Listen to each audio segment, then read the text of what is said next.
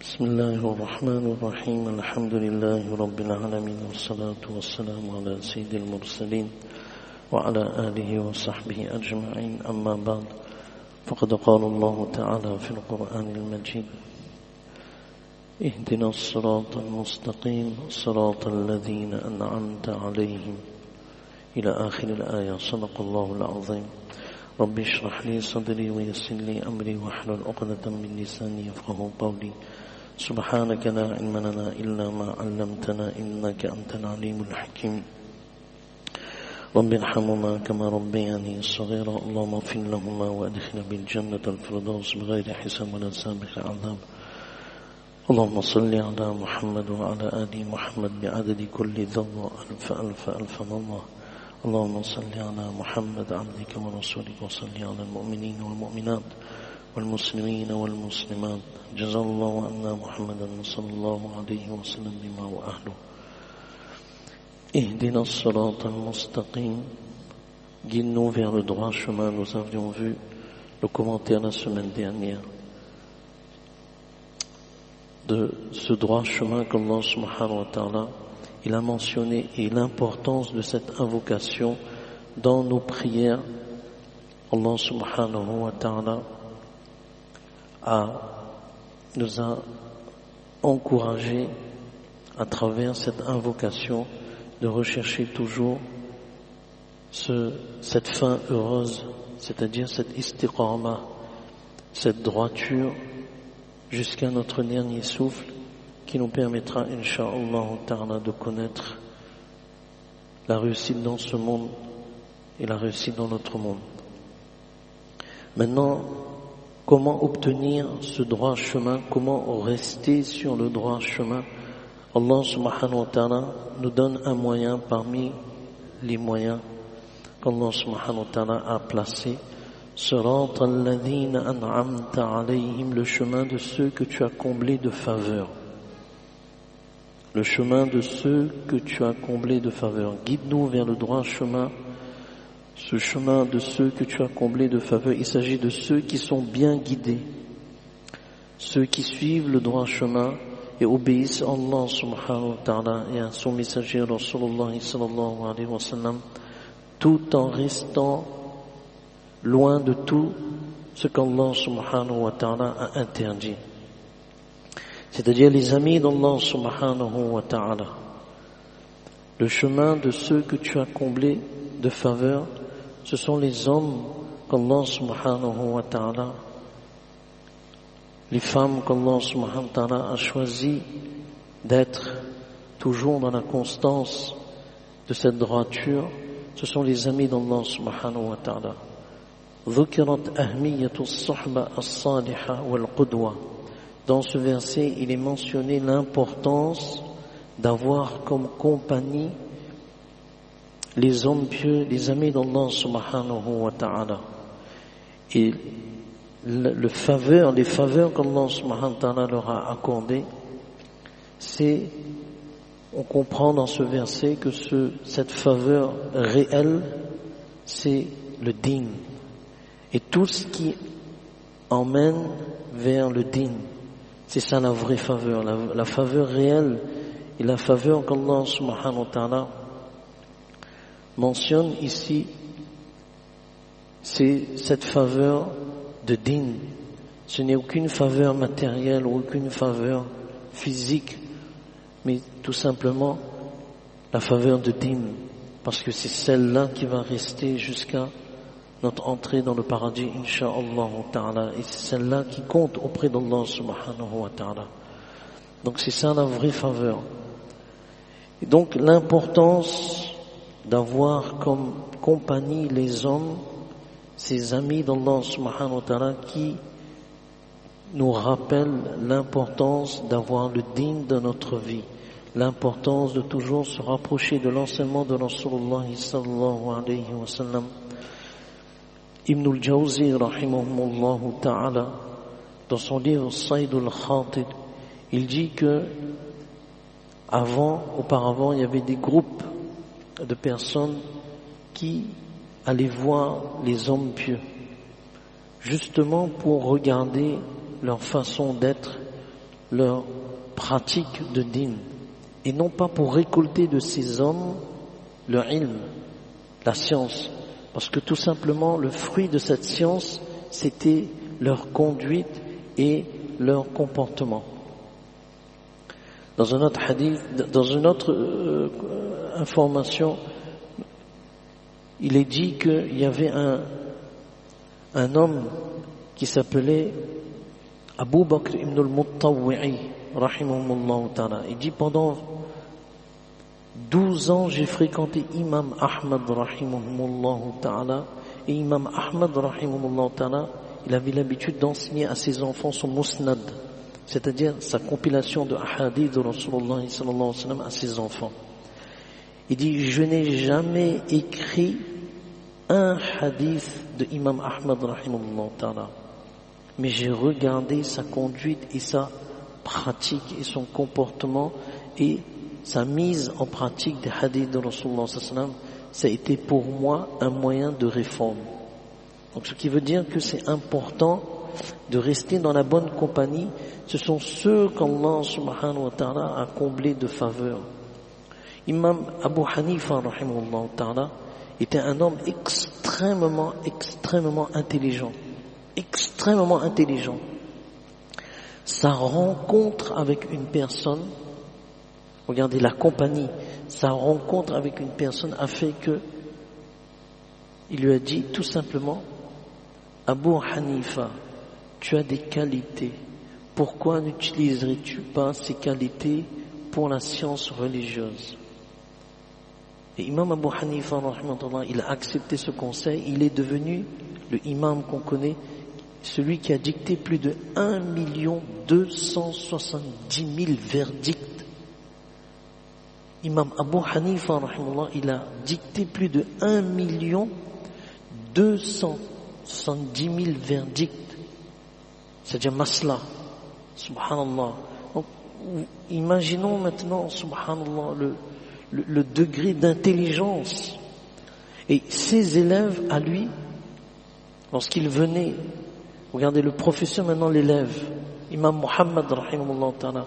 Lorsque Imam Muhammad, rahimahullah ta'ala, il est venu pour apprendre la science religieuse avec Imam Abu Hanifa, rahimahullah ta'ala, il lui a dit, est-ce que tu es hafiz? Est-ce que tu as mémorisé le Coran? Il dit non. Il dit, je n'accepte pas d'élèves qui n'ont pas mémorisé le Coran. Une semaine après, Imam Muhammad, rahimahullah ta'ala, il est venu, il lui a dit, c'est bon, j'ai mémorisé le Coran. Subhanallah. Donc, la compagnie fait que c'est l'état d'esprit qui s'imprègne sur l'autre personne. Imam Ahmad, rahimahullah ta'ala, il avait mémorisé plus de 700 000 hadiths. Plus de 700 000 hadiths. Et ce même Imam Ahmad, rahimahullah ta'ala, il avait comme professeur Imam Shafi'i, rahimahullah ta'ala. Et Imam Shafi'i, rahimahullah ta'ala, lui, il avait Imam Waqi', rahimahullah ta'ala, comme professeur. Et regardez, de professeur en professeur, la transmission se fait à travers le din, l'exemplarité. Imam Waqi', rahimahullah ta'ala, il a dit à Imam Shafi'i, rahimahullah ta'ala, tu veux avoir une bonne mémoire parce qu'il s'est plein de sa mémoire. Il dit délaisse les péchés. Et cette transmission a été donnée à Imam Ahmad, rahimahullah ta'ala, qui a pu mémoriser plus de 700 000 hadiths. Donc ceux qu'Allah subhanahu wa ta'ala il a comblés de faveur, c'est les amis d'Allah subhanahu wa ta'ala. Ce sont ceux qui sont 24 heures sur 24 dans ce souci, comment quitter ce monde avec iman et comment réussir et comment emmener ce souci-là à tout un chacun, partager ce souci-là. Et ça c'est important. Donc la compagnie des hommes pieux, subhanallah, comment il y a plus d'exemples, combien d'exemples il y a dans les ahadiths de Rasulullah sallallahu alayhi wa sallam, dit lorsque tu regardes une personne, cette personne te fait penser à l'au-delà. Lorsque cette personne parle, c'est toujours quelque chose vers le akhirat. C'est toujours quelque chose vers l'au-delà. Et ça, subhanallah, combien de personnes. Alors, il y avait une personne qui avait cette maladie spirituelle de regarder les choses qu'il ne faut pas.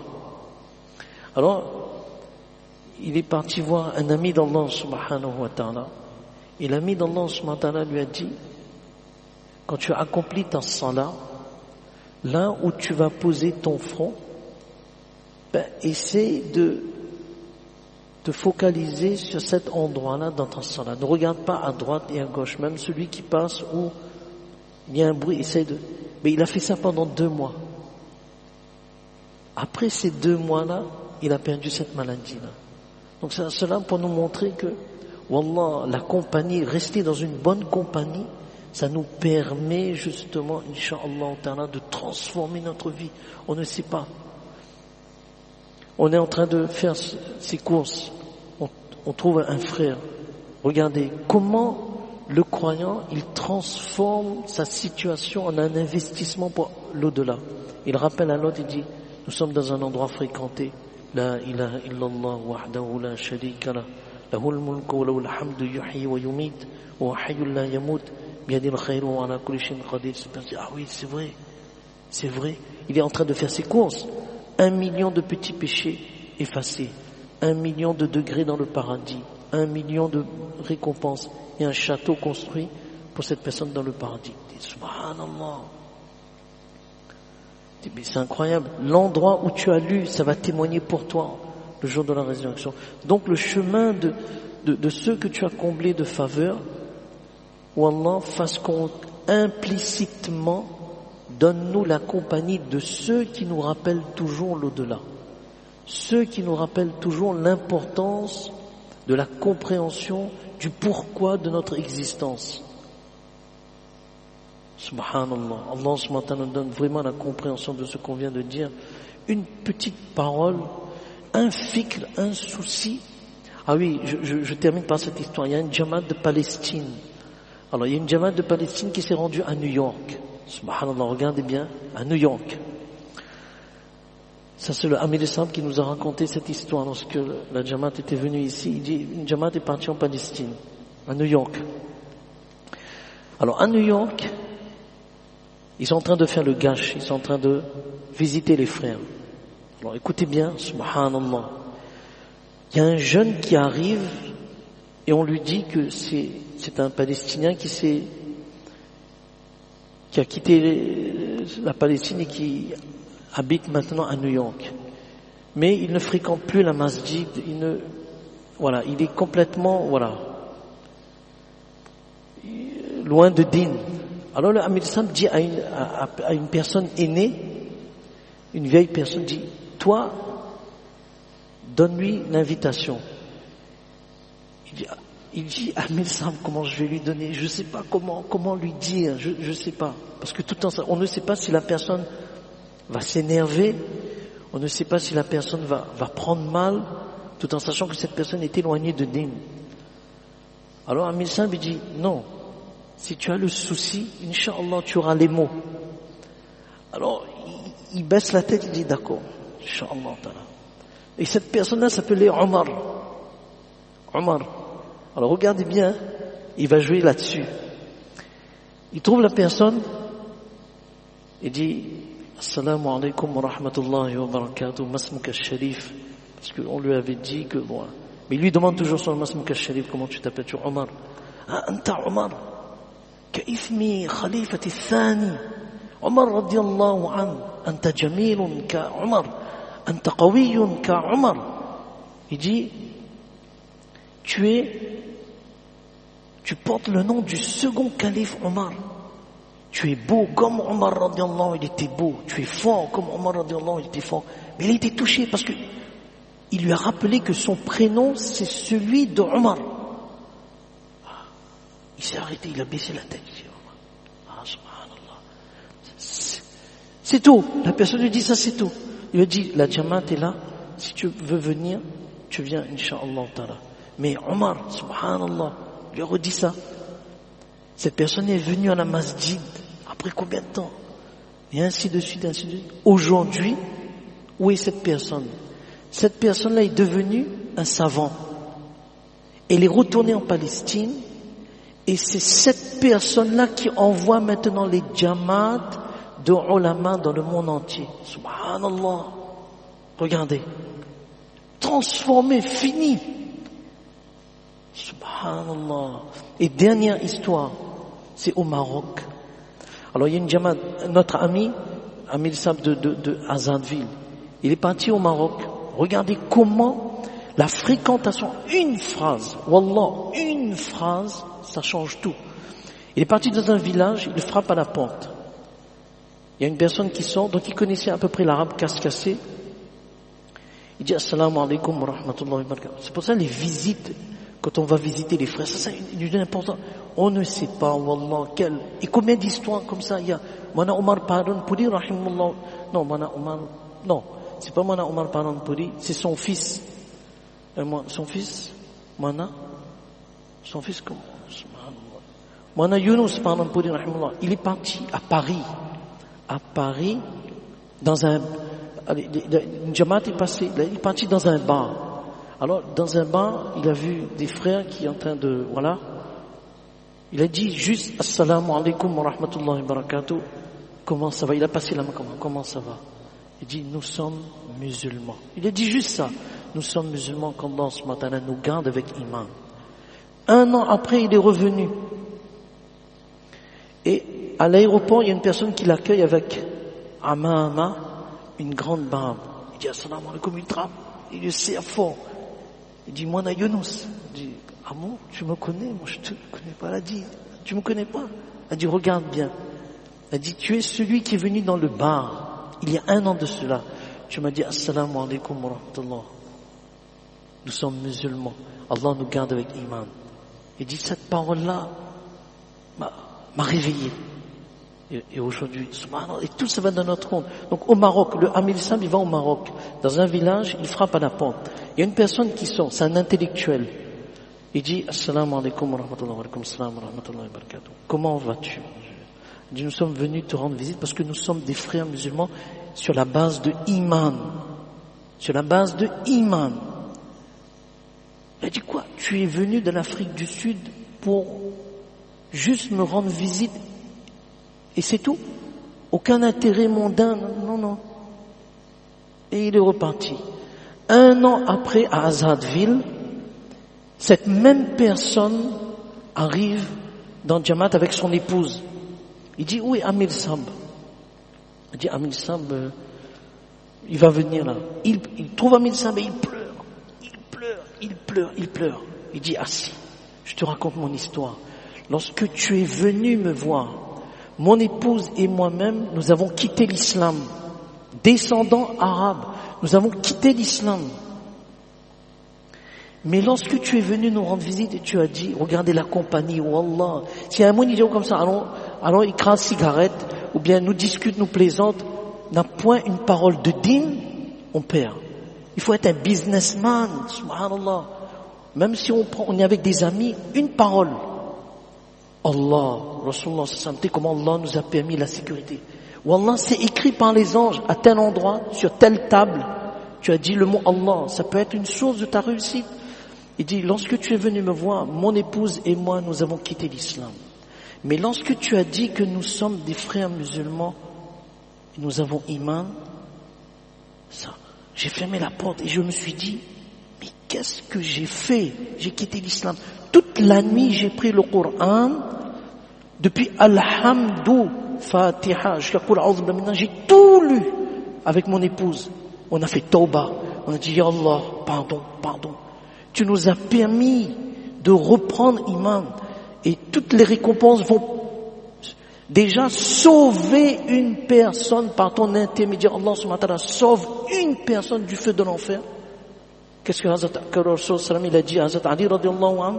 Si par ton intermédiaire une personne trouve la guidée, c'est mieux que 100 chevaux à l'époque. C'est-à-dire c'est mieux que 100 Lamborghini ou bien 100 Aston, Aston Martin, yes my friend. Aston Martin, vous imaginez? Subhanallah. Mieux que les jets privés. Parce que tout cela c'est périssable. Mais iman par ton intermédiaire. Allahu Akbar. Allah nous donne tous la compréhension de ce qu'on vient de dire. La compagnie des hommes pieux. Et je termine par cette phrase, Hazrat Hassan radiallahu anhu, non, Hazrat Hassan rahimahullah ta'ala, Basri radiallahu anhu, il dit pourquoi toujours les gens nous rappellent sur l'importance, attention, le feu de l'enfer, mais fais ceci, cela. Il a dit, ça, ce sont des vrais amis. Vrais amis, c'est pas allons râler une cigarette, allons craser une cigarette, ou bien allons, les vrais amis, ce sont ceux qui te disent, oublie pas, qui rapprochent toujours vers le din et la pratique de Rasulullah sallallahu alayhi wa sallam. Fajazakumullahu khairan, sallallahu jaza. Un jour, si vous avez l'occasion d'aller en Angleterre et aller à Londres, allez à East London. Si vous êtes à East London, rencontrez ce personnage qui s'appelle Sheikh Jihani. Sheikh Jihani, à East London. Rencontrez-le et demandez-lui de vous raconter son histoire avec Pelé. Je dis pas plus. Il faut faire le voyage. Sheikh Jihani, à East London, demandez-lui de vous raconter son histoire avec Pelé. Ne me demandez pas l'histoire, hein? Allez voir Cheikh Jihani. Jazakumullah khairan.